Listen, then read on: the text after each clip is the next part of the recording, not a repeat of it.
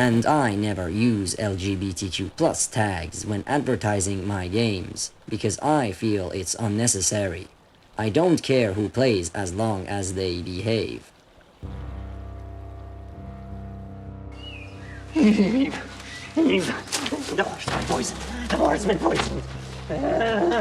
Relax. You're just experiencing a video intro. Now put me on, because we're taking a woke. Because we're going for a woke outside of our cave space. No, please. There's horrible things out.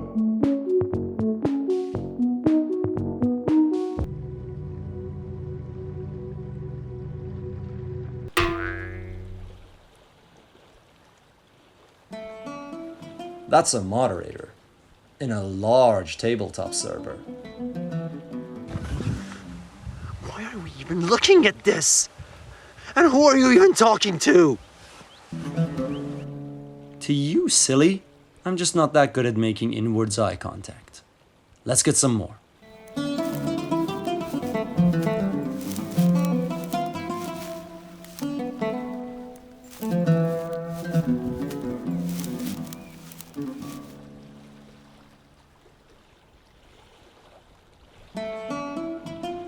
Another moderator, also left undisciplined by everyone else in the chain of command.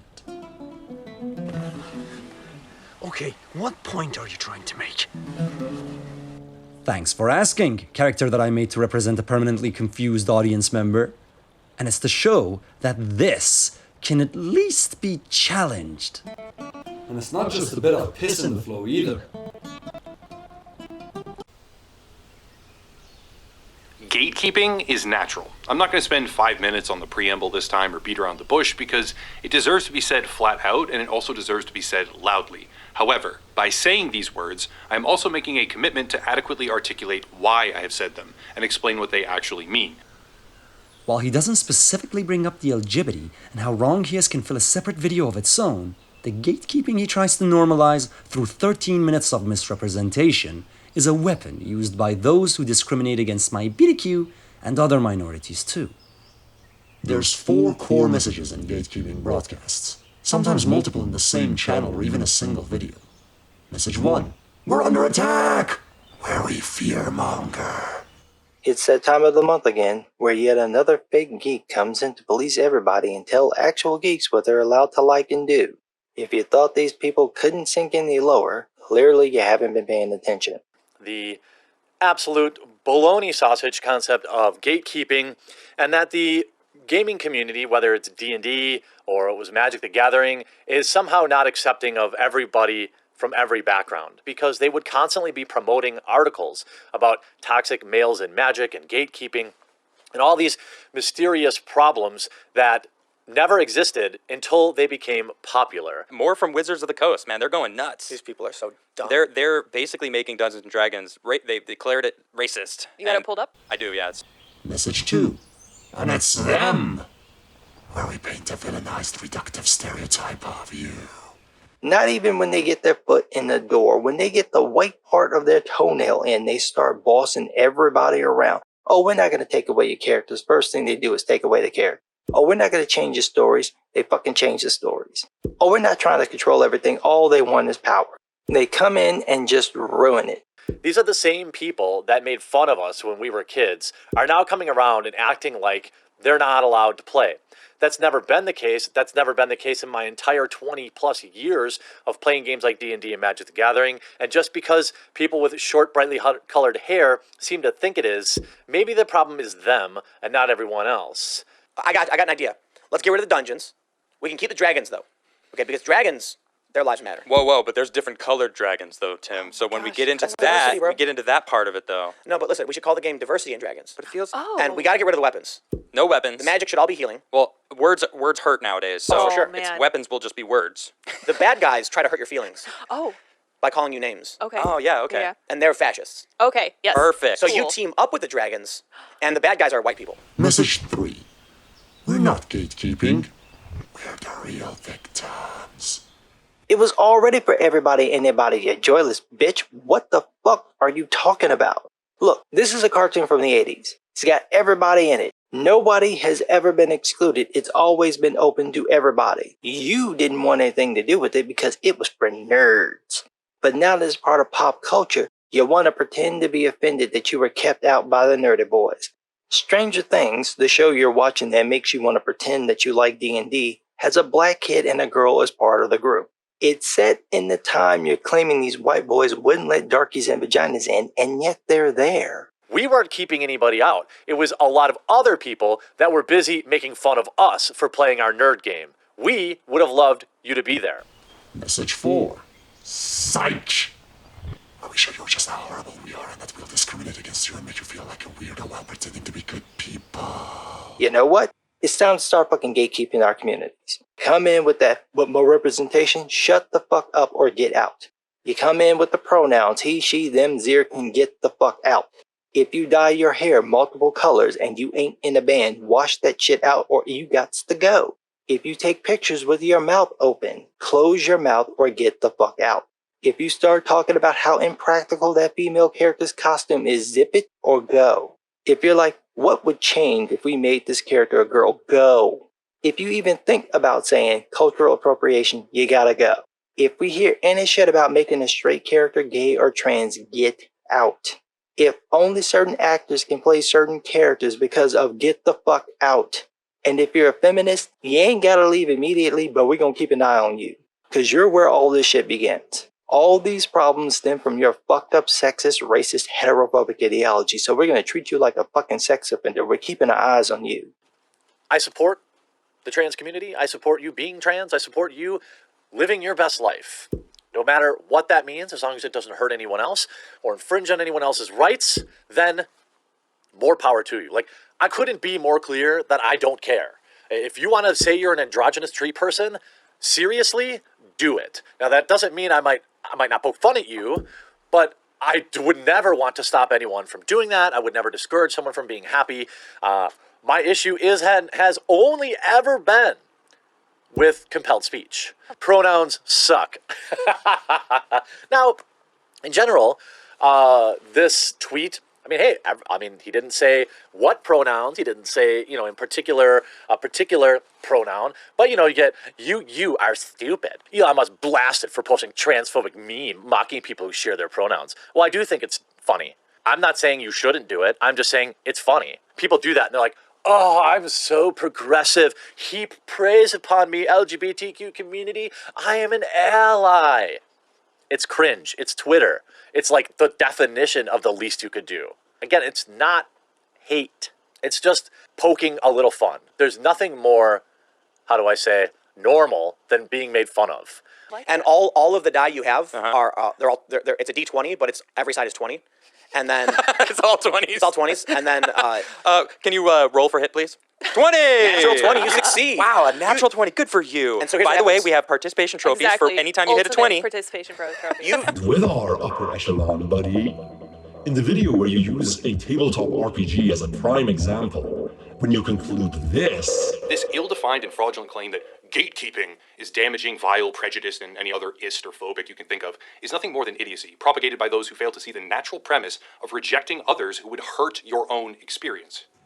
You're purposefully ignoring that in most contexts it refers to, the gatekeeper's enjoyment is ruined simply by having to respect someone's pronouns, having to be less sexist in their normalized objectifying view of a female character and her clothing, even simply for a female player's comfort, having to refrain from things in the module's adventures or games that were based on shallow stereotypes of a fellow player's identity, community, or culture.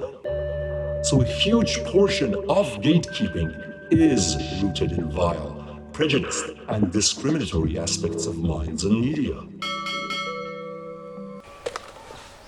So we're replying to each one now? Shush! Mask yourself before they smell your humanity. And you're asking the wrong question. The real question is, what can we learn about the tag from all of this?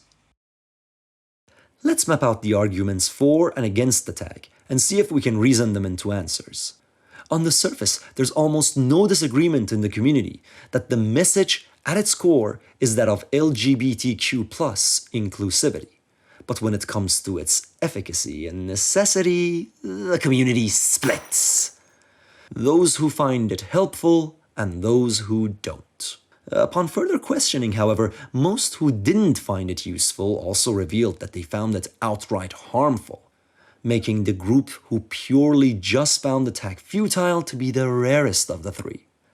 Already the earliest patterns were emerging, grouped based only on their stance on the tag. Those who found the tag harmful were exclusively cisgender. On the other hand, both in the Discord servers I asked and in the surveys, the majority of those who swore by the tag and found it helpful were trans or questioning their gender. For those who found the tag helpful, regardless of how effective they deemed it, the argument was clearly that it helps deter those who discriminate, or at least sets expectations of not tolerating discrimination around the table. The validity of that will be one of my main questions. Arguments against the tag, however, came in many more flavors. 1. It invites politics and political agendas that distract from the game. 2. The tag itself is exclusionary, discriminatory, and toxic, and inviting of people who are. 3. That it fuels the already present divide between the LGBT minorities and the rest of society, working against my BDQ being normalized. 4. The tag makes you a bigger target for harassment. 5.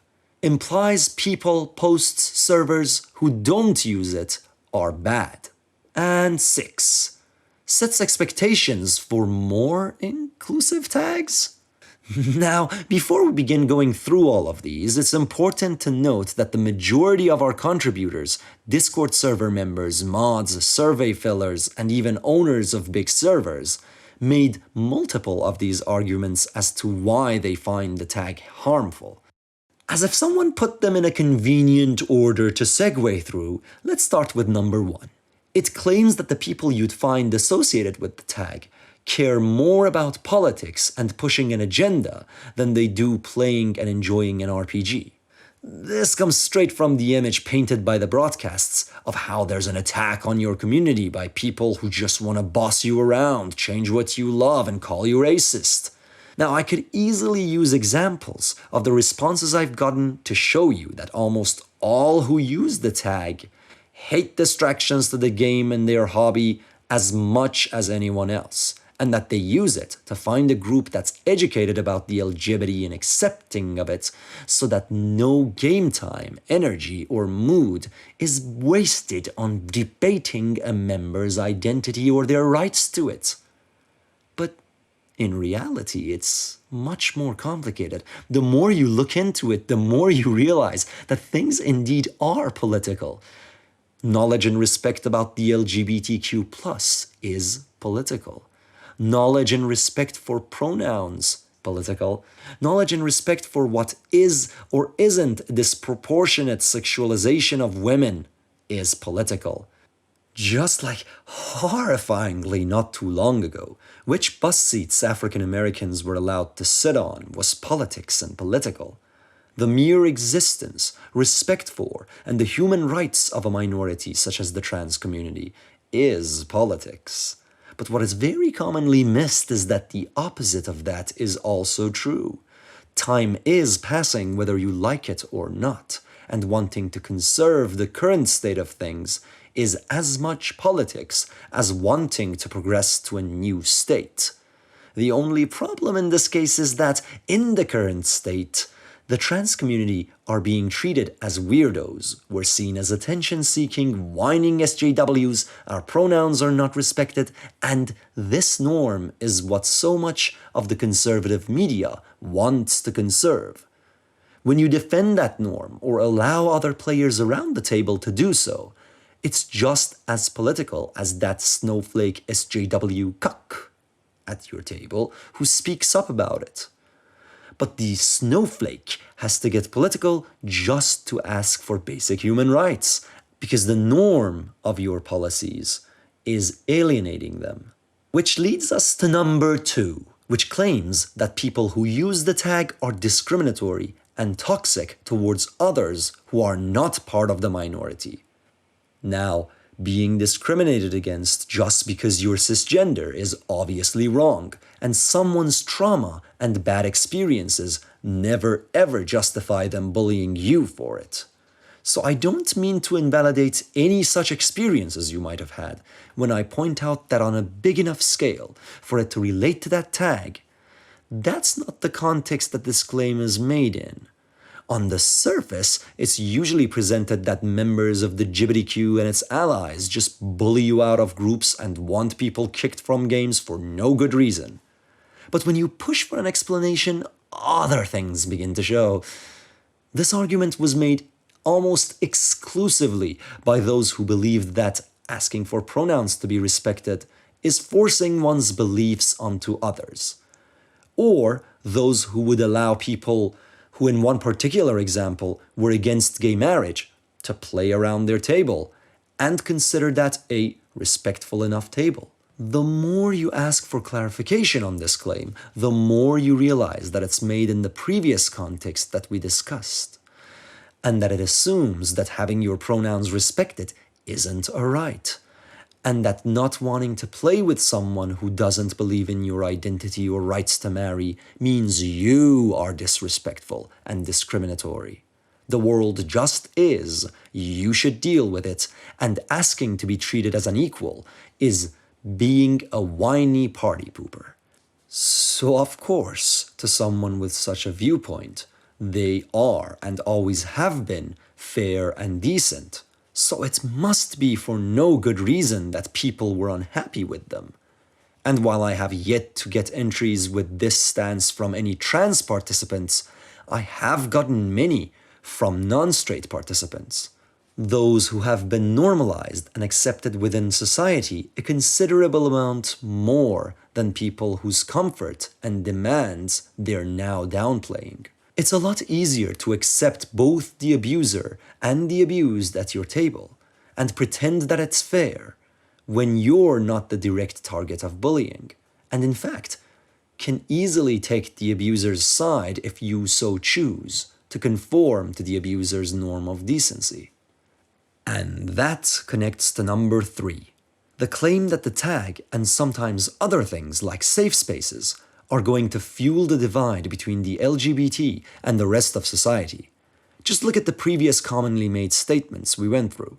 It's very apparent that many people in the hobby's views on what being inclusive and decent means is very different from what minorities actually have a problem with and want. This means that the minorities will have to face discrimination, masked as inclusivity, unless they use protective or equalizing measures specific enough to their case to ensure awareness. Now, seen as a war banner by some or not, the tag and safe spaces are measures that try to create an atmosphere within the niche hobby in which minorities won't face more discrimination than the majority. It's not something that changes the game and the hobby into politics.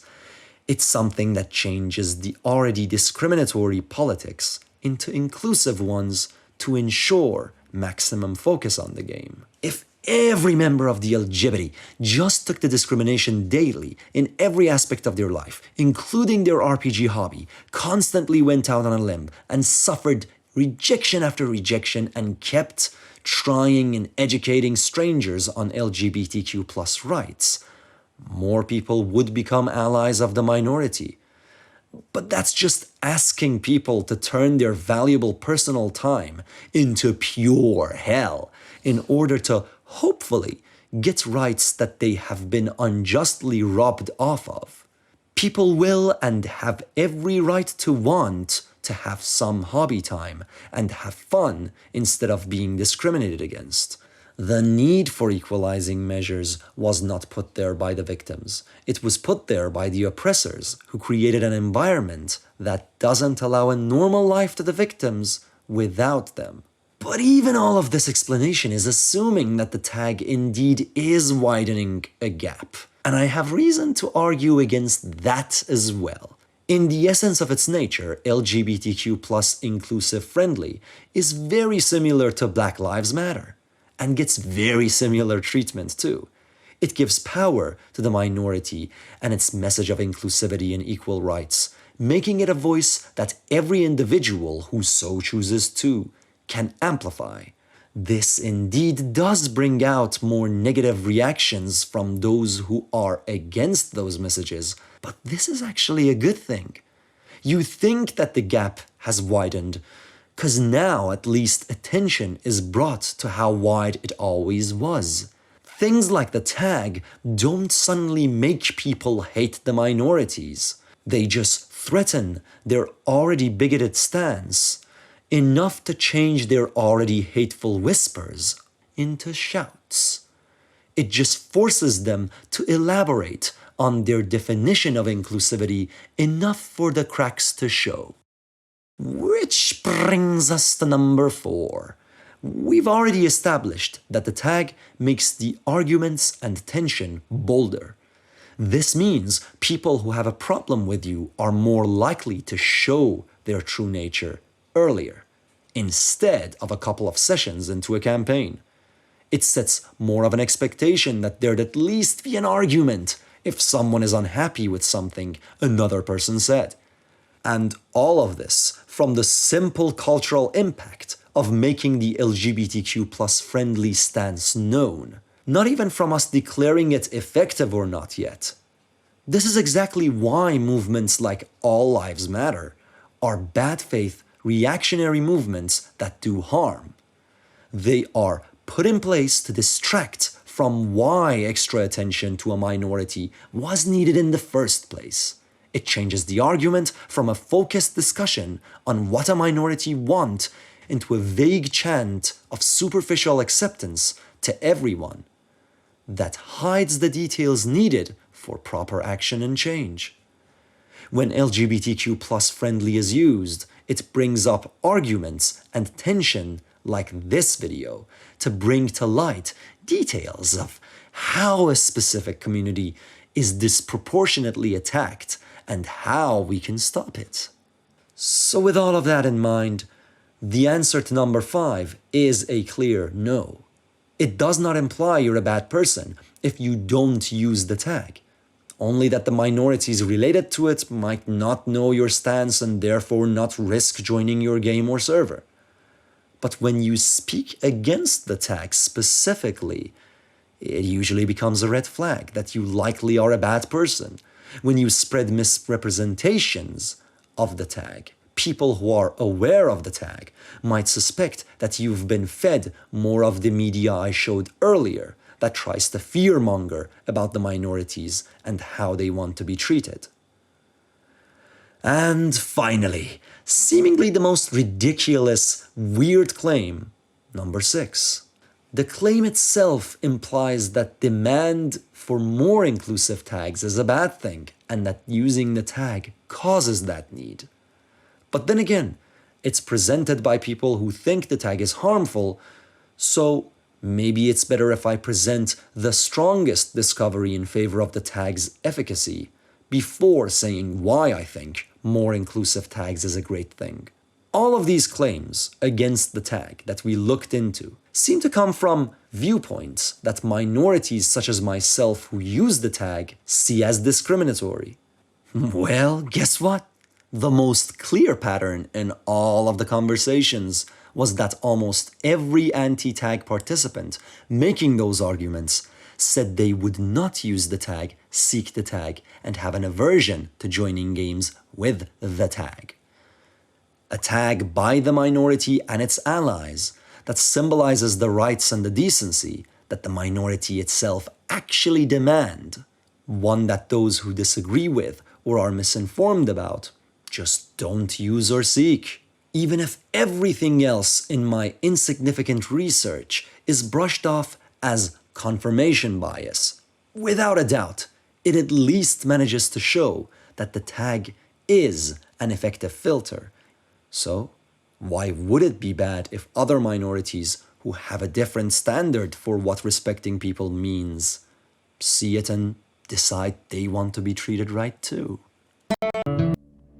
With the tag and its usage now fully debullshitified, the real question instead becomes, who's with the LGBT-friendly tag?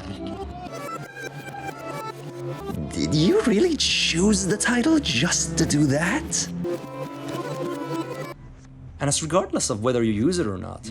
Any theme or story can be enjoyed by its audience in a healthy enough environment. It's not as much that your games have to change, it's you that has to. Now, since I've already queered your base Chad minds with my gender non-conforming sex magic, why not chain this like the rest of my stuff too? I have an interactive actual play show, got a bunch of psychedelic pseudo tutorials, and also some music for your non-commercial games. You can come pay me money to know about me on Twitch, and turn on the captions and I'll plug more when it comes to mind.